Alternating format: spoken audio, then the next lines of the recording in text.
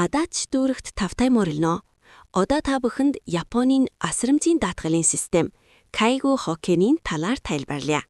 Асрамжийн даатгал систем гэдэг нь асрамжийн үйлчилгээ шаардлагатай болоход гарах зардлыг хүн бүр хамтдаа туслалцах систем юм. Та бүхний төлж буй даатгалын шимтлэл болон татвар нь асрамжийн үйлчилгээ авч буй дүүргийн иргэдийн амар тайван намдэрлыг дэмждэг. Японд амьдарч буй 40 ба түүнээс дээш насны бүх хүн энэ системд хамрагдана. 40 нас хүрсэн бол асрамжийн даатгал элсэж даатгалын шимтгэл төлөх үүрэгтэй. Даатгалын шимтгэл төлөх арга нь наснаас хамаарч өөр байдаг. 40-с 64 насны хүмүүс эрүүл мэндийн даатгалын хураамжтай хамт төлнө.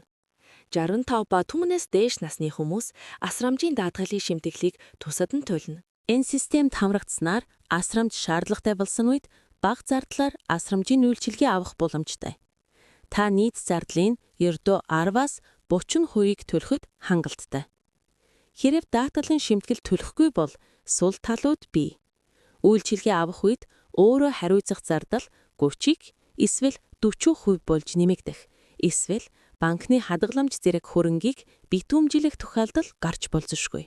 Ажилгүй, орлогогүй пайсанч даатгалын шимтгэл ногдуулдаг. Хэрэв гамшиг болон онцгой шалтгааны улмаас төлөхөд хүндрэлтэй болвол орхилгүй зэр эртхэн зөвлөгөө аваарай. Төлөх мөнгийг хөнгөлөх систем байдаг. Дэлгэрэнгүй мэдээллийг Адачи дүүргийн захим хуудаснаас үзнэ үү? Ойлгомжгүй зүйл байвал хүссэн үедээ Адачи дүүргийн захиргааны асрамжийн даатгалын хэлтэст Kaigo Hoken-ка ирж асуугаарай. Бид таныг хүлээж байх болно.